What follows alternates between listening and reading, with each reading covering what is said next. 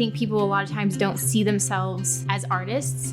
And I think a lot of the times people see their shortcomings or I'm not this enough, or I'm not that enough, or I didn't have this much education as a reason why they shouldn't be in the art world. And what I would say to those people is often the things that separate you and the things that you don't see in the art world that you could bring, that shouldn't be what keeps you out. That should be your invite into the art world. What makes you different from the people currently creating art is going to be your superpower.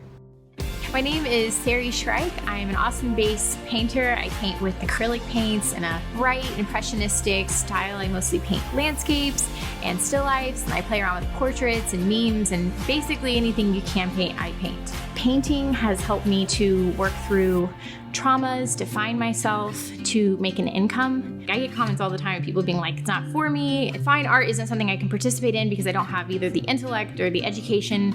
But I remember the moment that I picked up a paintbrush, all you have to do is make something and show it to someone, and you're automatically on the same playing field as every other artist, maybe way on the other side of the playing field, but you are in play with every other person who's made fine art. This is the most egalitarian thing. There should not be barriers to entry at all. And I just want to share that with you guys because I felt like it was such a blessing for me to even be able to have access to it.